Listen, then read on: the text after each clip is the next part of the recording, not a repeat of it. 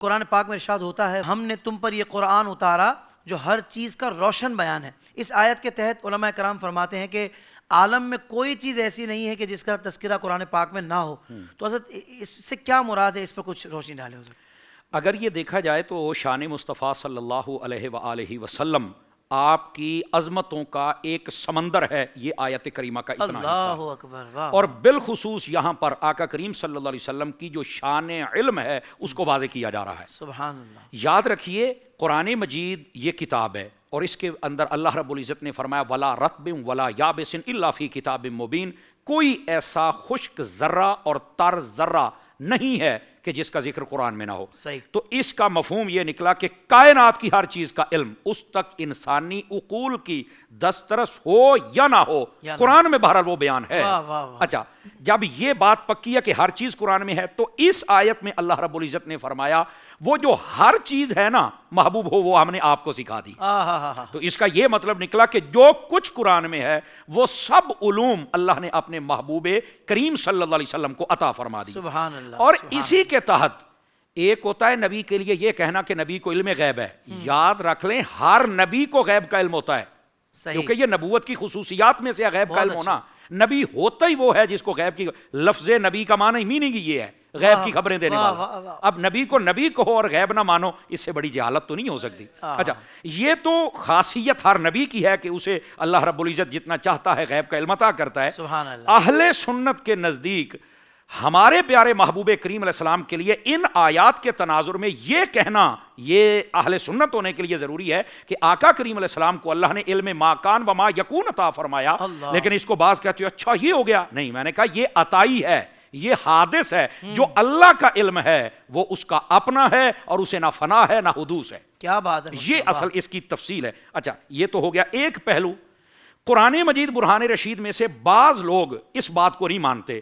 یہاں پر میں ایک بات اور کرنا چاہوں گا، یقین فرمائیے علماء نے یہاں بڑا پیارا نقطہ لکھا ہے اور یہ بات منٹ میں سمجھ آ جائے گی کہ آقا کریم علیہ السلام کو کتنا اور کس چیز کا علم ہے۔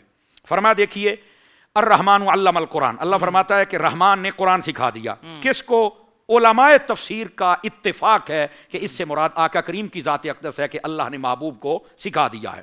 ٹھیک ہے، اب سکھایا کس نے ہے؟ اللہ نے۔ اللہ کے سکھانے میں کوئی کمی ہو سکتی ہے؟ تصور بھی نہیں کیا جا سکتا۔ سکھائی کیا چیز ہے؟ کتاب۔ کتاب میں ہر چیز، کوئی ایک چیز جو نہ ہو وہ ہے جھوٹ، جو اس کو جھوٹ کے علاوہ ہر چیز قرآن میں موجود ہے، ہر چیز، فضل و کرم، مہربانی، دنیا آخرت سب کچھ موجود ہے۔ اچھا، اس میں بھی کسی چیز کی کمی نہیں ہے۔ جنہوں نے سیکھا ہے وہ کون ہے؟ میرے حبیب کی ذات ہے، اور میرے حبیب کے سیکھنے میں کسی قسم کی کمی نہیں ہے۔ صحیح۔ تو جب سکھانے والے میں کوئی کمی نہیں اور ہو ہی نہیں سکتی، نہ قرآن میں ہے لا ریب فیہ، اور محبوب پاک صلی اللہ علیہ وسلم جو کہ محبوب ہے جن کو رب نے خود سکھایا، ان کے سیکھنے میں کمی نہیں ہے، تو پھر بتائیے وہ کون سا علم ہے جو محبوب کے پاس نہیں ہے؟ اور پھر قرآن مجید برہان رشید نے باقاعدہ اس بات کو اور بھی کھولا ہے، اور وہ کیسے؟ وما هو علی الغیب بضنین، فرمایا اس کا جو ترجمہ آسان ہے وہ یہ ہے، فرمایا اور وہ غیب بتانے میں بخیل نہیں۔ اب بعض لوگ کہتے ہیں تفسیروں میں اس ہوا سے مراد اللہ کی ذات بھی ہے اور ہوا سے مراد محبوب پاک علیہ السلام کی طرف بھی یہ ضمیر راجع ہے۔ اب یہاں پر جواب یہ بعض کہتے ہیں نہیں، اس سے مراد اللہ ہے جو غیب بتانے میں کسی قسم کی کمی نہیں فرماتا۔ میں نے کہا بیٹا اگر یہ بات بھی ہو نا، اسی پر آ جاؤ تو پھر بھی ہماری بات ثابت ہوگی۔ کیوں؟ میں نے کہا اللہ غیب بتانے میں کمی نہیں فرماتا، کہا نہیں، تو میں نے کہا پھر بتایا کس کو ہے؟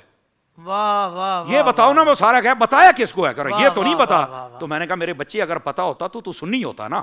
اب یہ قرآن مجید میں ہے عالم الغیب فلا یظہر علی غیبہ احدا الا من ارتضی من رسول، فرمایا غیب کا جاننے والا اللہ ہی ہے، وہ اپنے غیب پر کسی کو مسلط نہیں ہونے دیتا، لیکن جب وہ رسولوں پہ راضی ہو جائے تو رسولوں کو غیب عطا فرما دیتا ہے۔ مسلط ہونا اور چیز ہے اور عطا ہونا اور چیز، ہمارا بھی عطائی۔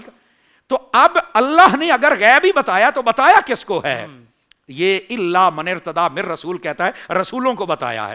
تو رسولوں کون پسندیدہ؟ سارے پسندیدہ ہوتے ہیں نا، سب سے پسندیدہ کون ہے؟ تو یہ بات بتانی پڑے گی میرے محبوب پاک صلی اللہ علیہ وسلم نے نا۔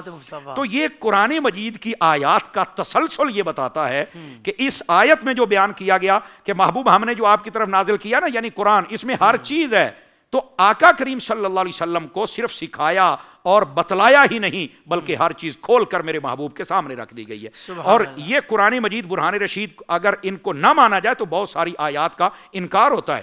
دیکھیے ابھی احادیث کی طرف تو ہم گئے ہی نہیں, جو کہتے ہیں غیب نہیں ہے تو پتہ نہیں. اب اللہ کے بندو آپ جنگ بدر کو پڑھ کے دیکھ لو, سارا مسئلہ حل ہو جائے گا.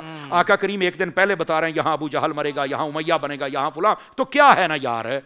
تو یہ جو کہتے ہیں کہ علوم خمسہ بیچ میں نہیں ہے, تو میں نے کہا دیکھو یہ مرنے کی بات بھی نبی پاک نے بتا دی. حضرت سیدنا امام علی مقام کی ولادت سے پہلے آپ نے اپنی چچی حضرت ام الفضل سے بتایا تھا کہ آپ نے جو خواب دیکھا ہے اور آپ پریشان نہ ہوں. کیوں؟ وہ خواب انہوں نے دیکھا تو پریشان ہو گئی.